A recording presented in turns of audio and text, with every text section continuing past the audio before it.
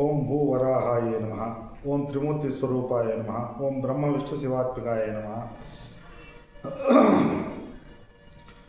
ఓం సర్వ ఋషిభ్యో నమః.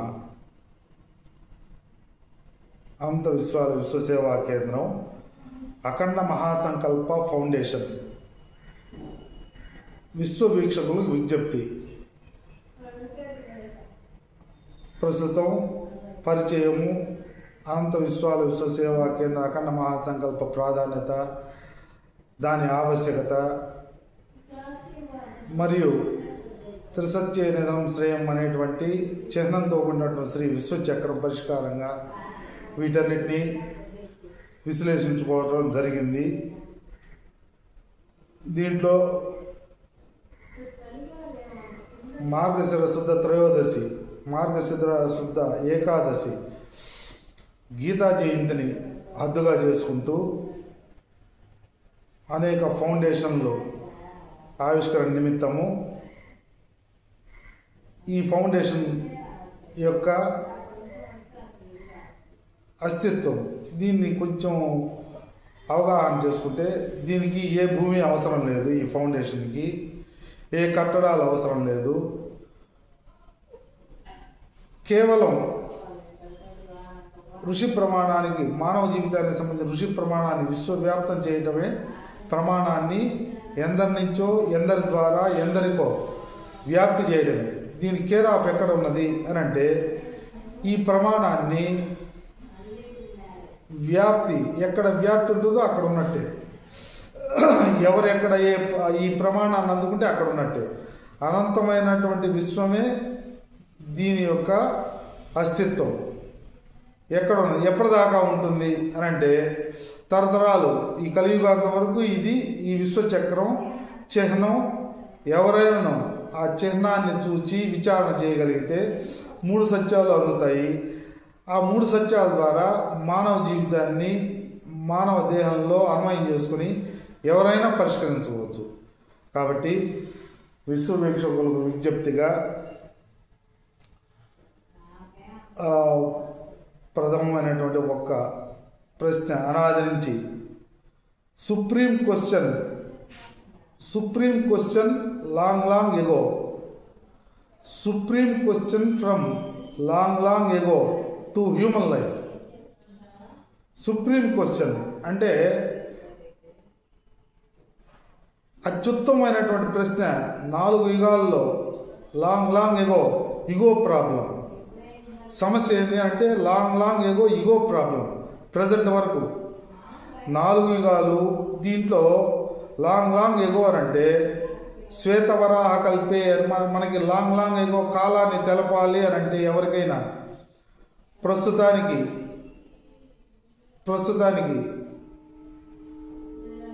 2025వ సంవత్సరం అంటున్నాం. శ్వేతవరాహ కల్పంలో 4 యుగాల్లో కలియుగంలో 5126 సంవత్సరాలు జరిగినటువంటి బుధవారము ఈరోజు అనేటువంటిదిగా చెప్పుకోవాల్సిన అవసరం. కోట్ల సంవత్సరాలు అనంతమైనటువంటి కాలం. లాంగ్ ఏమంటే అనంతమైనటువంటి కాలం.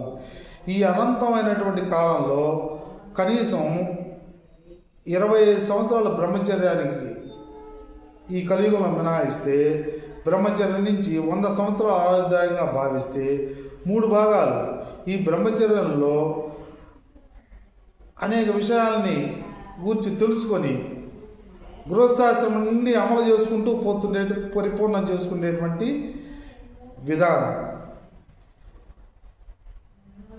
ఈ అనంతమైనటువంటి విశ్వంలో అనంతమైనటువంటి కాలం అని అంటే కలియుగం 4,32,000 సంవత్సరాలు. దీనికి ముందర యుగం ద్వాపర యుగం, దీనికి ముందర యుగం త్రేతాయుగం, దానికి ముందర యుగం కృతయుగం. కృతయుగం నుంచి 4 యుగాలు లెక్కలోకి వస్తాయి. కేవలం కలియుగం మాత్రమే కాదు, 4 యుగాల కాలం ఒక లైన్. దీన్నే భగవద్గీత, గీతాచార్యుడు విశ్వగురువు నేను మొదట ఆదిత్యుడిని చెప్పాను అన్నాడు. అంటే ఆదిత్యుడిని చెప్పాను అని అంటే కృతయుగం నుంచే 84 లక్షల జీవరాశుల్ని సృష్టించి మానవుణ్ణి 84 లక్షల జీవరాశుల్లో పరమాత్మకి ప్రతీకగా, పరమాత్మను తెలుసుకునేటువంటి బుద్ధిని ప్రసాదిస్తూ కృతయుగం నుండి కలియుగాంతం వరకు అనంతకాలంలో పరమాత్మను తెలుసుకునే ఏకైక జీవి మానవుడు. అనంతం. ఈ అనంతమైనటువంటి మానవుడికి అనంత విశ్వంలో supreme question from long ago to human life. మానవ జీవితానికి అసలు మానవుడు అంటే ఎవరు, అసలు మానవుడు అనేటువంటి పేరుని ఎవరు నిర్ధారణ చేశారు? ఇది కృతయుగం నుంచి కలియుగం వరకు వస్తున్నటువంటి ప్రశ్నే. ఇప్పుడు ప్రస్తుతం ప్రపంచంలో 800 కోట్ల మంది జనాభా ఉన్నారు, మానవులు ఉన్నారు అని చెప్పని ఒక లెక్క తీసుకుంటే, ఆడిట్ చేసుకుంటే, అందుకనే ద్వాదశాధ్యాయ నమః అంటారు. ద్వాదశాధ్యులు అంటే 12 మంది ఆదిత్యులు ఈ విశ్వాన్ని పరిపాలన చేస్తూ ఉంటారు.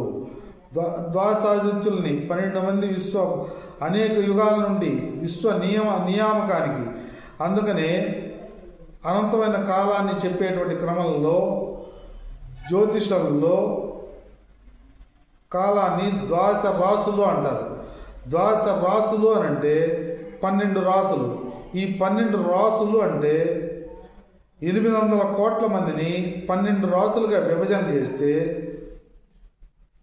దాదాపు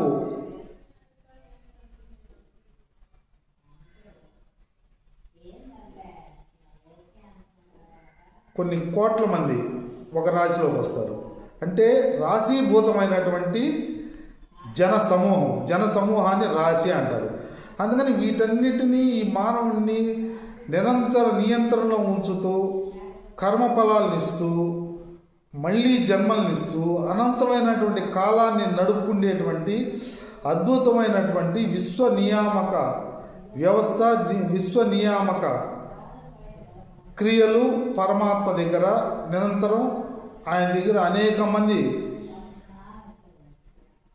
కొన్ని కోట్ల దేవతా సమూహాలతోటి అద్భుతమైనటువంటి శక్తులతోటి ప్రస్తుత కాలంలో కూడా ఈ విశ్వాన్ని నడుపుతూ పరమాత్మ ఉన్నాడు. అనంతమైనటువంటి పరమాత్మ అనేకమై ఉన్నాడు, అనేకమైనటువంటి పరమాత్మ ఏకమై ఉన్నాడు అనేటువంటి దాన్ని అనంతమైనటువంటి కాలంలో 800 కోట్ల మందిని 100 సంవత్సరాల ఆయుర్దాయం కలిగిన ఒక ప్రశ్న వేసుకుంటే నేనెవరు అంటే అసలు మానవుడు అనేటువంటి దాన్ని ఎవరు చెప్పారు? ఈ దేహానికి మానవుడు అనేటువంటి దాన్ని కూడా ఎవరు చెప్పారు? ఎవరు నిర్ధారణ చేయగలరు? ఎవరు నిదర్శనంగా చూపగలరు? మా అనే అక్షరాన్ని ఎవరు సృష్టించారు? మానవుడు అనేటువంటి దాంట్లో మా అనేటువంటి అక్షరం ఎక్కడి నుంచి వచ్చింది? అసలు మానవుడు అనేటువంటి నిర్ధారణ ఏది? ఈ 5000 సంవత్సరాల నుంచి ఈ ప్రశ్న 800 కోట్ల మంది వేసుకున్నా జవాబు ఎవరు చెప్తారు? ఎవరు చెప్పి ఉన్నారు? ఈ 5000 సంవత్సరాల నుంచి అనేక కారణ జన్మలు వచ్చాయి. బుద్ధుడు రకరకాల శతాబ్దాలు, సహస్రాబ్దాలు, 2500 సంవత్సరాల క్రితం బుద్ధుడు పూర్వం చరిత్ర సక్రమంగా కూడా తెలియదు. ఎంత ఏమనుకున్నా కానీ 50 సంవత్సరాలు, 100 సంవత్సరాలు ఒక తరం అనుకుంటే 5000 సంవత్సరాలకి 50 తరాలు జరిగాయి. 50 తరాల్లో ఎవరు మానవుడు అని నిర్ధారణ చేయగలిగిన స్థితి ఎవరికి ఉన్నది అనేటువంటి ఒక ప్రశ్న వేసుకుంటే ఈ మానవుడు అనేటువంటి ప్రశ్న జవాబుని ఇవ్వగలిగింది కృతయుగం నుండి కలియుగాంతం వరకు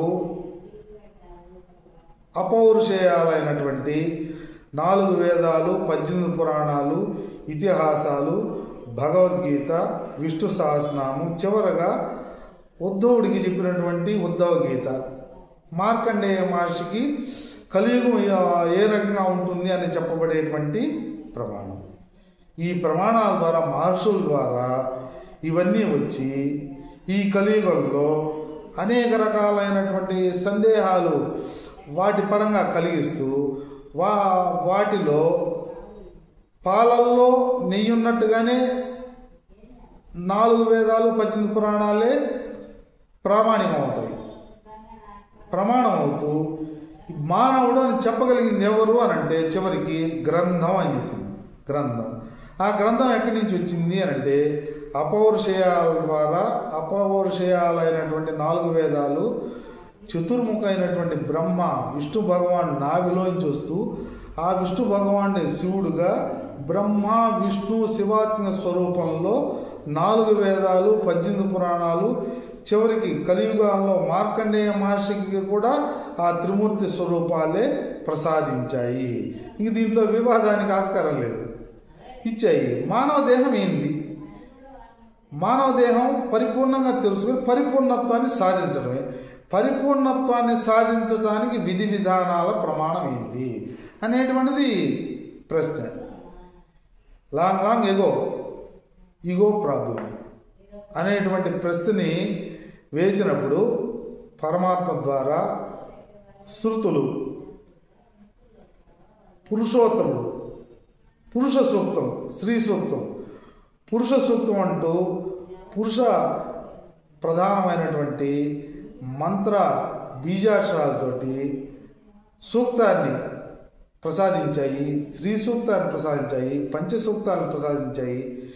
ఈ రకంగా నిరాకారమైనటువంటి స్వరూపం సాకారం దాల్చగలదు, అనేక రూపాలు కలిగి ఉండగలదు.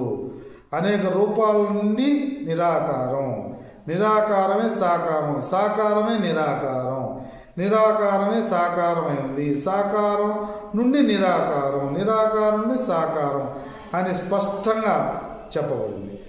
సాకారం అంటే స రి గ మ ప ద ని సప్తస్వరాలు, సా నుంచి మొదలై సగుణత్వం అంటే సాకారం రూపం ఉంది. ఆ రూపం లేకపోతే ఇంకేం లేదు, ఇంకేం లేదు. నిరాకారం అంటానికి ఇంక ఆకారం దేనికి? మౌనంగా ఉండటమే, నిశ్శబ్దంగా ఉండటమే నిరాకారం. ఇంక శబ్దం కూడా లేదు. నిరాకారం అని చెప్పానంటే నిశ్శబ్దం, నియమంతో కూడినటువంటి శబ్దమే. నిశ్శబ్దం అంటే ఓం అనేటువంటి శబ్దం రావటమే నిశ్శబ్దం. నిశ్శబ్దం అంటే ఇంకేం మౌనంగా ఉండటం అనేది కూడా కాదు, నియమంతో కూడినటువంటి శబ్దం. ఓం అంటే ఆ ఊ మా, ఈ 3 కలిసి బ్రహ్మ విష్ణు బ్రహ్మ విష్ణు మహేశ్వర స్వరూపాల తత్వమే దేహంలో ఉంటూ వ్యాపించి ఉన్నది అనేటువంటి తత్వాన్ని గ్రహించుకోవడానికి అనంతమైనటువంటి విశ్వంలో అతి ఇబ్బందికరమైనటువంటి స్థితి లాంగ్ ఈగో ప్రాబ్లం. అహంకార మమకారాలు, నేను నాది అనేటువంటి దాన్ని పరిష్కరించుకొని అహింస, సత్యము, యమ నియమాల ద్వారా త్రిసత్యే నిధనం శ్రేయం అనేటువంటి శ్రీ విశ్వచక్ర ప్రమాణం పరిష్కారమైనది. కావున 4 ఆశ్రమాలుగా మానవ జీవితానికి ఈ కలియుగంలో అయితే ఏ కులం, ఏ వర్ణ, ఏ జాతి అయినా కానీ 4 ఆశ్రమం 100 సంవత్సరాల జీవితాన్ని 4గా విభజన చేసుకుని 20 సంవత్సరాలు బ్రహ్మచర్యము, 50 సంవత్సరాలు గృహస్థాశ్రమము, దాని తర్వాత ఇంకొంచెం వృద్ధి చెందుతూ వానప్రస్థము, దాని తర్వాత సన్యాసాశ్రమం 4గా విభజన చేసుకుని బాల్యము, యవ్వనము, కౌమారము, వార్ధక్యము 4 దశలు ఉంటాయని గుర్తించి బాల్యంలోనే పురుషార్థ జ్ఞాన విచారణ చేసి దాన్ని అవగాహన చేసుకొని దేహంలో నియమాన్ని ఉంచుకొని, దేహమంతా నియమమయమే, పంచేంద్రియాలు ఉన్నాయి, ఇవన్నీ ఒకదానికి ఒకటి సహకరించుకుంటాయి. నఖశిఖ పర్యంతము, వెంట్రుక దగ్గర నుంచి గోరు దాకా అన్నీ, గోరు దగ్గర నుంచి వెంట్రుక దాకా సంబంధం ఉంది. ప్రతి అవయవానికి సంబంధం ఉంది. కాలికి నొప్పి తగిలితే చేతికి ఇంజక్షన్ వేసుకుంటున్నారు, కాలికి దెబ్బ తగిలితే నోరు అబ్బా అంటుంది. ఈ శరీరానికి ప్రతి అవయవం ఏ రకంగా సంబంధం ఉందో ఈ విశ్వంలో 84 కోట్ల జీవరాశికి, ఈ దేహంతో 84 కోట్ల జీవరాశిలో పరమాత్మ ఉన్నాడు అనేటువంటి భావ సాధన కనుక చేయగలిగితే సమదృష్టి కలుగుతుంది. అందుకనే ఒక్క వినాయకుని బ్రహ్మ విష్ణు శివాత్మ బ్రహ్మద్వేష వివర్జితాయ నమః అనేటువంటి నామాన్ని వినాయకుడికి, విధికి నాయకుడు ఆయన. విధియుక్తమైనటువంటి కర్తవ్యాన్ని దేహం ప్రతినిత్యం కర్తవ్యం దైవం నిద్ర లేయటంతో కర్తవ్యం 4గా విభజన చేసుకునే కాలాన్ని 6 గంటలు ఉదయం నిద్ర లేచిన తర్వాత దేహ సంబంధించినటువంటి కాలకృత్యాలు, దేహ సంబంధించినటువంటి నియమాలు, 6 గంటలు నిధన సంబంధమైనటువంటి కోటి విద్యలు కూటి కొరకు దేహం బయటికి పోయి 6 గంటలు పనిచేసి నిధనాన్ని తెచ్చుకోవచ్చు, లేదా 8 గంటలు పనిచేసి నిధనాన్ని తెచ్చుకోవచ్చు, లేదా 10 గంటలు పోయి నిధనాన్ని తెచ్చుకోవచ్చు. దేహంతో కూలి పని దగ్గర నుంచి కలెక్టర్ పని, బిల్ గేట్స్ లెవెల్ దాకా కూడా ఏ పని చేసుకున్నా 6 గంటలు, 8 గంటలు, 10 గంటలు పోయి పని చేస్తే నిద్ర వస్తుంది. దేహ నియమంలో నుంచి, దేహంలోంచి, గృహంలోంచి బయటికి బౌండరీ ప్రహరీ అంటే ప్రమాణంతో ఉన్నటువంటి హరి, ప్రమాణం ఉన్నది. ప్రతి దగ్గర నియమాలు ఉన్నాయి. అనుమతించబడి ఈ నియమాలను అమలు చేస్తూ 6 గంటలు లేదా 8 గంటలు లేదా 10 గంటలు, 6 గంటలు నిద్ర, 6 గంటలు నిద్ర లేచి దేహానికి సంబంధించిన నియమ సంబంధమైనటువంటి నియమబద్ధమైనటువంటి కాలకృత్యాలు, క్రమమైనటువంటి కాలకృత్యాలు, ఆహార విహారాలు, 6 గంటల నిద్ర, 6 గంటల కాలకృత్య దేహ సంబంధించినటువంటి నియమాలు, 6 గంటల నిధన సంబంధము, 6 గంటలు శ్రేయో నిమిత్తము, 4 6 24. మొదటిది ధర్మము, రెండవది నిధనము, మూడవది శ్రేయస్సు, దాంట్లో కోరికలు తీర్చుకోవటము, 4 6 గంటలు నిత్య సంతృప్తి. ప్రతి ఒక్కరికి సరిపోయింది కాలం కూడా. బిచ్చగాడి దగ్గర నుంచి మధ్యలో ఉండేటువంటి స్థితిలో, ఉద్యోగ స్థితిలో ఉండేటువంటి వాడి దగ్గర నుంచి బిల్ గేట్స్ లెవెల్ వరకు ప్రతి మానవ దేహానికి 24 గంటల టైమే. ఈ 4 ఉన్నది. దేహం ఉంది, గృహం ఉంటుంది, వ్యవస్థ ఉంది, భూమాత్మ, పరమాత్మ. ఆహారం, ప్రతి మనిషికి దేహానికి సంబంధించిన ఆహారం కావాలి. దీన్నే నిద్రం అంటారు. దేహానికి ఏం కావాలంటే నిద్రం, ఆహారం కావాలి, డబ్బులు కాదు కావాల్సింది. దేహంతో పనిచేస్తే ఆహారం వస్తుంది, అది భూమాత ఇస్తోంది, ప్రతి మనిషికి ఇస్తోంది, ఉంది ఇస్తోంది. నిధనం నిరంతరం ఉంది, ఇస్తోంది. నియమంతో పనిచేసి నిధనం, దాంట్లో కోరికలు, నియమంతో దేహం, నిధనం, దాంట్లో నా కోరికలు, నిత్య సంతృప్తి. ఈ 4 ప్రతి ఒక్కరికి స్పష్టంగా ఉన్నాయి. సహజమైనటువంటి కర్మయోగంలో కర్తవ్యం, దైవమానికం అనేటువంటి దాంట్లో ఉన్నాయి.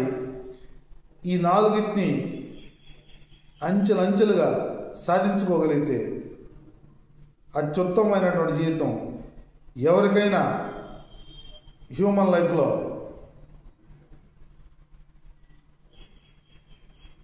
అందుకునే అవకాశం ఎవరికైనా కలదు. కాబట్టి ఈ అందుకునేటువంటి క్రమంలో ఈ త్రిసత్య నిధనం శ్రేయం అనేటువంటి దానికి ప్రమాణం విశ్వచక్రం, శ్రీ విశ్వచక్రం చిహ్నం. ఆ విశ్వచక్రాన్ని చూచి ఇంకొంతమందిలోకి వ్యాప్తి చేయగలిగితే వాళ్ళకి ఈ అవకాశం, ఈ అవగాహన ఇంకొంచెం మెరుగుదలయ్యి వాళ్ళల్లో ఆ జ్ఞానం పొంది, సామాన్య జ్ఞానం అంటే సైన్స్ని ఫిజిక్స్, కెమిస్ట్రీని చెబుతుంది. ఐన్స్టీన్ చివరికి E=mc² అనేటువంటి దాన్ని భౌతిక శాస్త్రవేత్త తన జీవితకాలంలో కనుక్కొని శక్తి ద్వారా, శక్తి ఉన్నది, భౌతికమైనటువంటి స్థితి, పుట్టుక, మరణం, దేహానికి సంబంధించిన అది ఉన్నది, అది అక్కడ ఆగిపోయి మళ్ళీ వస్తుంటుంది, పునరుత్పత్తి జరుగుతుంటుంది, పదార్థం పునరుత్పత్తి జరుగుతూ ఉంటుంది అని భౌతిక సామాన్యమైన జ్ఞానం. దానికి విశేషమైనటువంటి జ్ఞానం, విధిత్వమైనటువంటి కర్తవ్యం ద్వారా చేసుకునేటువంటి జ్ఞానం. అజ్ఞానం నుంచి జ్ఞానంకి, జ్ఞానం నుంచి విజ్ఞానం వైపు పోగలిగినటువంటి అవకాశం ప్రతి ఒక్కరికి కలదు. శుభం భూయాత్. మరొక ఎపిసోడ్లో రాగలము. ఓం తత్సత్.